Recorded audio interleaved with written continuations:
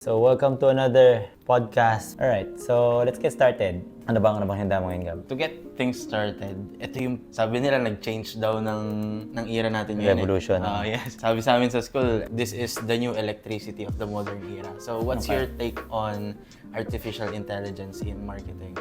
Alright, that's a really good one. First of all, yung AI matagal na yan eh. Hindi naman ngayon lang talaga yan. Siguro what changed is yung more people are using it.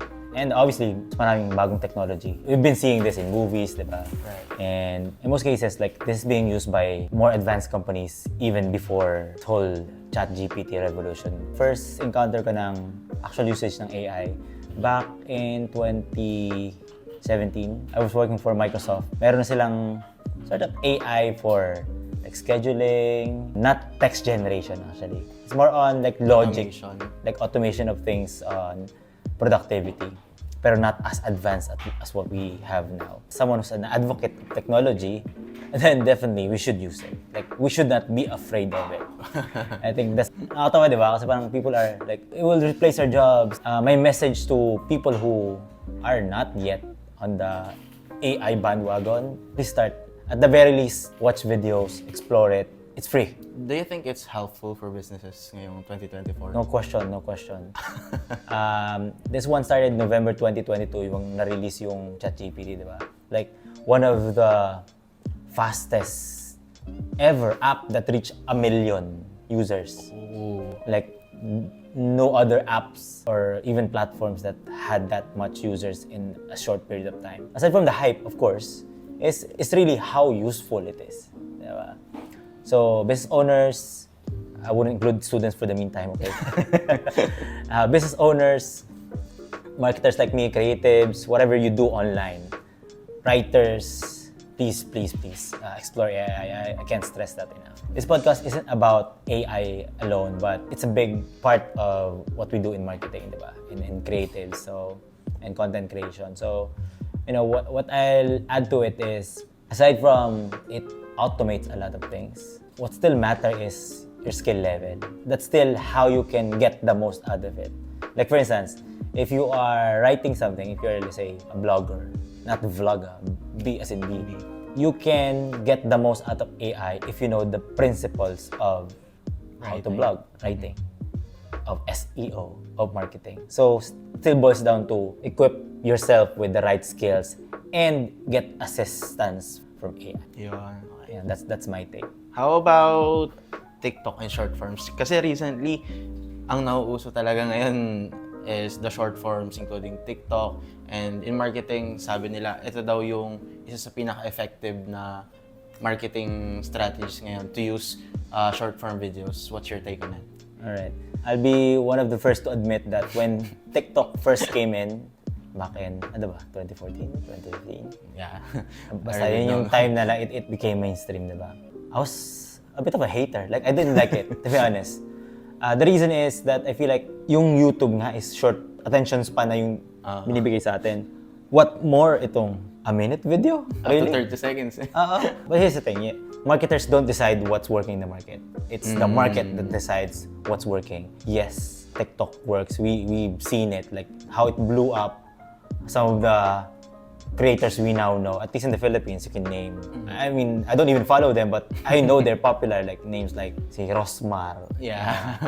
You know, like yung sila Bella Porch. Bella Porch is like one of the biggest celebrity because of TikTok, because of short form videos. And most of the biggest content creators, they had to ride the bandwagon, di ba? Because it's working. Not just the creators, obviously. Oh. That's how big the influence of TikTok is.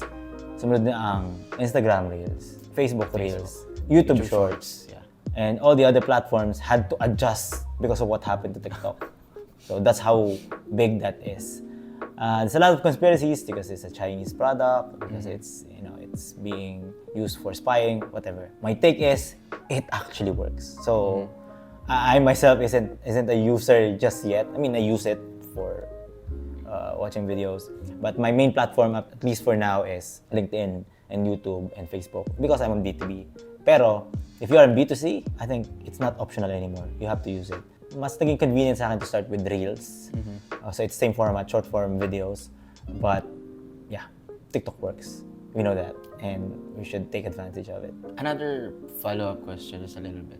What do you think is the key benefit of using shorts? Kasi dati nga may mga long-form videos. So, anong meron sa short-form videos? I think the biggest one is easily consumable. Diba? Because of the shorter attention span, you don't have the patience to watch a 5-minute video anymore. That's odd, but that's the way it is.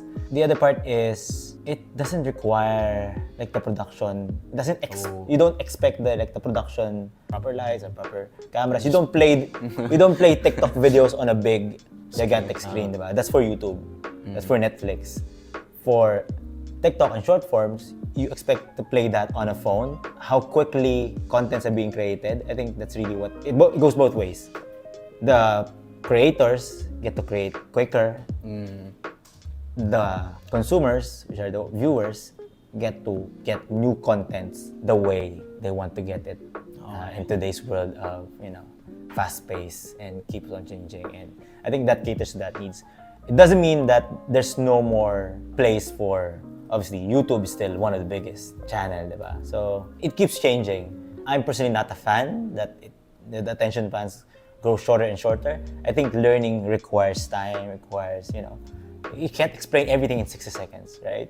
There's still a place for your long-form podcast, for long-form YouTube videos. I mean, now 10-minute video is a long-form. Back in the day, every movie is 2 hours. I mean, up to this point, movies are a different conversation, but still a form of content, diba? Since we're talking about businesses, have you seen some of the business gurus nowadays, and what do you think of them? I won't drop names. I will drop names. Most of the names we'll talk about Philippines, diba? Oh yeah. By business gurus, we know the worldwide names. Your Andrew Tate, yeah. your Gary Vaynerchuk, your Tony Robbins, diba? These are the world famous sort of names when it comes to the business topics. But every country have their own version, and the Philippines not short of their own. I get the point. I get the idea, diba? These are people who feel like they can influence positively in their way of mentoring, motivational. Most of them are really really young. Yeah. Here's my take. I personally is a believer for you to teach, you have to know the subject matter. It's one thing. That's the other half of it.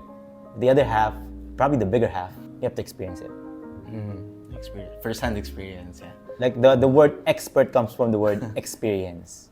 If you're young, you probably know a lot because you can find it on the internet. But do you have the experience? Probably not yet. So that's the checklist. That's the disconnect most of the time if you watch all these young entrepreneurs. young motivational speakers, right? The kangkong guy, diba? I mean, it looks like they know a lot of stuff because, everything now is available on the internet. They have the experience? For sure none. 18-year-old, 20-year-old, 24-year-old. Who do you listen to? The CEO, 60-year-old, been there. Even myself, I'm about to be 40. I don't feel like I have enough experience yet. You can be a guru or an expert just because you saw them on the internet or because someone else talks about it. In most cases, you have to experience it. So, I'm not saying it's wrong. I'm just saying, if you are someone who's watching these gurus, just check it. Did I actually experience it? Because in most cases, not yet. They talk well, get a lot of information from other people, from the internet, but not the experience yet. Eventually, siguro, but not now. How about this next topic? The next topic is, do you agree to this statement by digital marketers that content is king? Oh, 100%. 100%. Content is king. Even before internet, content is king. Your TV shows is content. Your radio shows are content. Your tabloids, your newspapers are content. Your magazines are content. It's just in a different form. It's not a new thing. It's just evolving. It may be just shorter in a way. It's more dynamic because it's mostly videos and sounds and graphics. But yes, it's the main form of marketing and communication. Na-brought up natin kanina na yung content is just evolving. And nabanggit natin yung shorts. And do you agree that sabi nila YouTube is kind of changing the overall feel, what do you call it, the way ng pagpo-produce ng YouTube videos? I think it has to. Like, just like all the platforms, they're evolving. So, here's what I mean. I think when YouTube started, it's almost like TikTok. Like, Yeah. webcams, low production. Point and shoot na. Point and shoot. But Vlogging, after, even before vlogging, like you see people dancing on their webcam. Like, they're using mostly laptops. And then, of course, low quality webcams. And then, more and more people use it, more and more watching it, the expectation grows. By expectation, meaning the viewers. Because there's a good pattern. No? Like, most of these platforms, let's use two of the main ones now, YouTube and TikTok. Okay. Like, I think TikTok started that way din, parang just cell phone videos, low quality. But you now watch TikTok, how some of the biggest ones, like the quality and the amount of work they put on a 1-minute video. Full production. Full product, a lot of effort. And I think YouTube is going and heading to that direction as well. At least the ones that become successful. Now, you know the Mr. Beast of the world, diba? How much production value they put in there. But I've been watching lately, and a lot of the creators, at least the ones I follow, are following that sort of development. Na it's almost like the vlogs now are becoming more cinema movie-like. It's almost becoming an expectation. Like the biggest ones are like that. I hope and I feel like this is where it's going. It will be a requirement pretty soon. You sense how much time and effort was spent. You sense that it doesn't have to be expensive, diba? Like, even though there's a level of professionalism, if you consume high quality, the younger kids decide, okay, I want to do YouTube one day. But that's the expectation. That's the standard, diba? Like, people think na, madali lang siya, video lang siya. The ones that are successful in TikTok, they definitely put a lot of hard work and effort to do that. And I think that's how the world works. Like, you get what you deserve, and yung parang nakukuha mo siya madali. Like, I'm not a believer of that. Even though it looks seamless, it looks easy. This will be the last question. What would be your advice for those who's starting their career in marketing or wanna build their YouTube channels or businesses? What's your general advice for those who wanna start? So I'll focus on the marketing side and the business side. Kasi that's, I think, what I'm doing at least well right now. The YouTube part, I'm working on it. Let's start with marketing now. Because these three are all interconnected. This is a topic that I'm passionate about. With marketing first, you don't really need a marketing degree, obviously. I think I talked about it. It helps. It's a big, kumbaga, head start. But in this day and age of the internet, you can learn all these concepts, all the things that you wanted to learn about marketing on the internet. That's okay. Everyone has access to that, so it's not an advantage anymore. So if you want to be in the marketing field, you have to now get like what would be an advantage for me. In my case, okay, I have a marketing degree. Now the next layer to it is getting an actual mentor who knows what they're talking about. That's the part where not everyone can access. In my case, I got professors, I know business people, actual people in the industry that knows what they're talking about. So that's the next layer. But fourth, I think, I wanted to emphasize, even if you have those three, you have internet knowledge, you have education knowledge, academic, you have a mentor. I think the fourth one that will separate anyone, the hard work and the dedication you wanted to put in it. The first three are useless if you don't have that fourth one. But even if you have the hard work dedication, without the other three, like, it goes hand in hand, diba? So I'd say the same advice to like business. I know it sounds generic, but it's getting lost in today's landscape. And we talk about the guru part. Every one of these guru will tell you, madali lang to, just sign up, it's very easy, and you'll get millions. Like, Pinaka-favorite ko yung kikita daw na natutulog ka. Exactly. So that's not true.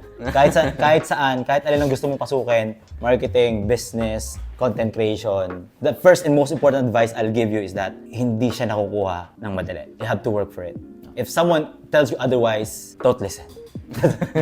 and I know there's a lot of those people. Direct to the point. Yeah. There's a lot of those people na they'll lure you into that.